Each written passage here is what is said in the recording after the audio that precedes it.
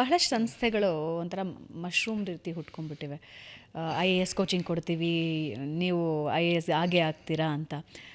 ಬಹಳಷ್ಟು ಜನ ಅದರ ಆರೋಪ ಇದೆ, ದಟ್ ದುಡ್ಡು ತೊಗೊಳ್ತಾರೆ, ಆದರೆ ನಮ್ಗೆ ಅದರಿಂದ ಏನು ಲಾಭ ಇಲ್ಲ ಅಂತ. ನಿಜಾನಾ? ಬಹಳಷ್ಟು ಸಂಸ್ಥೆಗಳಿವೆಯಾ ಹಾಗೆ? ಇಲ್ಲ ma'am, I don't want to comment on that. ಆ ಥರ ನಾನು ಈಗ IAS ಸಂಸ್ಥೆ ನಡೆಸ್ತಾ ಇದ್ದಾರೆ ಅಂತಂದರೆ they will be having some good aim, ಅದೇ ರೀತಿ ಅಂದ್ಕೊಂಡಿದ್ದೀನಿ. But the student has to choose between different institutions. ಹೇಗೆ ಚೂಸ್ ಮಾಡೋದು ಹೇಗೆ? ಇವಾಗ ನಾನೇ ಹೇಳೋದು ಹಾಗೆ, ಪ್ರಮೋಷನ್ಸ್ ಇರುತ್ತೆ, ಪಾಂಪ್ಲೆಟ್ಸ್ ಹಂಚ್ತಿರ್ತಾರೆ, ಎಲ್ಲೋ ಹೋಗಿರ್ತೀವಿ, ಕೈಗೊಂದು ಪ್ಯಾಂಪ್ಲೆಟ್ ಸಿಗುತ್ತೆ, ಅದ್ರ ಜೊತೆಗೆ ಅಡ್ವರ್ಟೈಸ್ಮೆಂಟ್ ಬಂದಿರುತ್ತೆ. ಅವರು ಇವಾಗ ನೀವು ಜೋ ದಿಕ್ತಾ ಹೇ ವಹಿ ಬಿಕ್ತಾ ಹೇ, ಹಂಗಿದೆ ಪರಿಸ್ಥಿತಿ. ಇವಾಗ ಎಷ್ಟು ಚೆನ್ನಾಗಿ ಆ್ಯಡ್ ಕೊಟ್ಟರೆ ಅಷ್ಟು ಒಳ್ಳೆ ಸಂಸ್ಥೆ ಅಂದ್ಕೊಂಡು ಹೋಗ್ತಾರೆ. ಸೊ ಒಂದು ಸಂಸ್ಥೆನ ಚೂಸ್ ಮಾಡಬೇಕು ಅಂದರೆ ಏನು ನೋಡಬೇಕಾಗತ್ತೆ? They should go and take the demo class. Okay, ಅಲ್ಲಿ ಪ್ರತಿಯೊಂದು ಇನ್ಸ್ಟಿಟ್ಯೂಷನಲ್ಲಿ ನನಗೆ ಗೊತ್ತಿರೋ ಹಾಗೆ, so they will allow the students to take a demo class.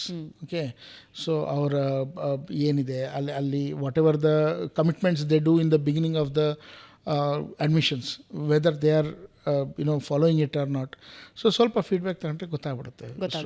They will get to know what is the quality of the teachers. So ನನ್ನ teachers I am bringing everybody from Delhi. ನನಗೆ ಇಲ್ಲಿ ಸ್ವಲ್ಪ ಲೋಕಲಲ್ಲಿ I did not find much dedicated good thing. ನನ್ನ team ಮುಂಚೆಯಿಂದನೇ ಇತ್ತು. ಅದರದ್ದು scarcity ಇದೆಯಾ, ಕೊರತೆ ಇದೆಯಾ? ಇಲ್ಲ ಮ್ಯಾಮ್, ಇಲ್ಲೂ ನಮ್ಮಲ್ಲೂ ಇದ್ದಾರೆ teachers. But if I am saying that Delhi level quality ಕೊಡ್ತೀನಿ ಅಂತಂದರೆ I have to bring an entire ecosystem from Delhi to Karnataka. ಯಾಕಂದರೆ ಕಾಂಪೀಟ್ ಮಾಡಬೇಕು. ಹೌದು. ಓಕೆ, ಈಗ ಎಲ್ಲರೂ ಅಷ್ಟು ಬ್ಲೆಸ್ಡ್ ಇರೋದಿಲ್ಲ. ಅಂದರೆ ಆರಾಮಾಗಿ ನಾನು ಮನೇಲಿ ಓದ್ತಾ ಇರ್ತೀನಿ, ನನ್ನನ್ನು ಯಾರೂ ಡಿಸ್ಟರ್ಬ್ ಮಾಡದೆ ನನಗೆ ಏನೇನು ಬೇಕೋ ಎಲ್ಲ ಸಿಗುತ್ತೆ ಅಂತ. 1.5 ವರ್ಷ ಬೇಕು ಪ್ರಿಪರೇಷನ್ಗೆ ಅಂತ ಹೇಳಿದ್ರಿ. ಕೆಲವ್ರು ಕೆಲಸ ಮಾಡಿಕೊಂಡು ಓದ್ತಿರ್ತಾರೆ, ಆಗುತ್ತಾ ಅವ್ರ ಕೈಯಲ್ಲಿ? ಖಂಡಿತವಾಗ್ಲೂ ಮ್ಯಾಮ್. ನಾನು ಇದುವರೆಗೂ ನನ್ನ 15 ಇಯರ್ಸ್ ಎಕ್ಸ್ಪೀರಿಯನ್ಸಲ್ಲಿ ನೋಡಿರೋದಂದರೆ, ಈಗ ಜನ ಹೇಳ್ತಾರಲ್ಲ IAS ಆಗಬೇಕು ಅಂದರೆ ಒಂದು 15 ಗಂಟೆ 18 ಗಂಟೆ ಓದಬೇಕು, ನಾನು ಫುಲ್ ಡಿಟ್ಯಾಚ್ ಆಗಿಬಿಟ್ಟಿದ್ದೆ. ಖಂಡಿತ ಇಲ್ಲ. ಡೆಡಿಕೇಟೆಡ್ ಸ್ಟಡಿ ಆಫ್ 6 hours, 6 ಗಂಟೆ ಡೆಡಿಕೇಟೆಡ್ ಆಗಿ ನೀವು ನಿನ್ನೆ ಕೊಟ್ಟರೆ 1.5 ವರ್ಷದಲ್ಲಿ ನೀವು ಮಾಡ್ಬೋದು. ನಿಮ್ಮ 24 hours ಪ್ರಾಪರಾಗಿ ಡಿವೈಡ್ ಮಾಡಬೇಕು. So it is not exactly what do you do in the class ಆದಮೇಲೆ ನೀವೇನು ಮಾಡ್ತೀರೋ that is also matters. Okay, 24 hours divide ಮಾಡಿ ಹಾಗಾದರೆ. Ma'am 24 hours 8 hours sleep is very much required. Okay, ಅದಾದಮೇಲೆ ಯು ನೀಡ್ 5 to 6 hours ನಿಮ್ಮ ಊಟ ಮಾಡೋಕ್ಕೆ, ನೀವು ಬೇರೆ ಕೆಲಸ ಮಾಡೋಕ್ಕೆ, travelling, so freshen up yourself, you need 5 to 6 hours of time on that. So ನಿಮ್ಮ ಕ್ಲಾಸ್ ಪ್ರಿಪ್ರೇಷನ್ಗೆ you need to do dedicate 6 hours. ನೀವು 6 ಗಂಟೆ ಅದಕ್ಕೆ ಸ್ಪೆಂಡ್ ಮಾಡೋದು ಸಾಕು. ನನ್ನ ಸ್ಟೂಡೆಂಟ್ಸಿಗೆ ನಾನು ಒಂದು ಮೇಜರ್ ಪ್ರಿಪ್ರೇಷನ್ ಸ್ಟೇಜಲ್ಲಿ ಏನದು ಅಂದರೆ, keep 2 hours of your day for doing nonsense. Like ಉದಾಹರಣೆ, ಯಾರು ನಿಮ್ಮ ಫೀಲ್ಡಲ್ಲಿ ಇಲ್ದಿರೋರ ಜೊತೆ 1 ಗಂಟೆ ಮಾತಾಡಿ.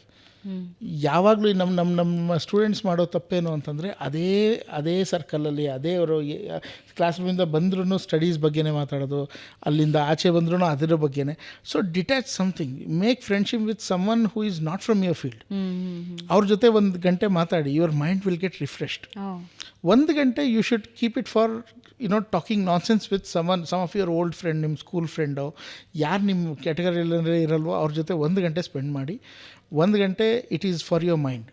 ಇದು ಐ ಥಿಂಕ್ ಎಲ್ರಿಗೂ ಅಪ್ಲಿಕೇಬಲ್ ಅಂತ ಅನ್ಸುತ್ತೆ.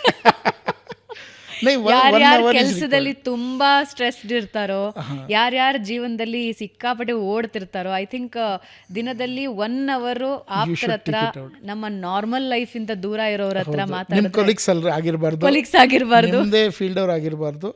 ಜನರಲಿ ಯಾವ್ದಾದ್ರು ಬೇರೆ ಫೀಲ್ಡಲ್ಲಿ ನಿಮ್ಗೆ ಸಂಬಂಧದಲ್ಲಿ, ನಮ್ಮ ಪ್ರೊಫೆಷ್ನಲಿಗೆ ಸಂಬಂಧ ಇಲ್ದಿರೋ ಅಂಥ ಒಂದು ಫೀಲ್ಡಲ್ಲಿ ಯಾರು ಇರ್ತಾರೋ ಅವ್ರ ಜೊತೆ 1 hour you speak to them. So ಜೀವನೋತ್ಸಾಹ ಇರುತ್ತೆ. ಖಂಡಿತ, you'll get refreshed. Okay. So in 1 or 2 hours you keep for your healthy body, because a healthy mind will always be there in a healthy body. So 1 or 2 hours do the exercise. That is how you categorize.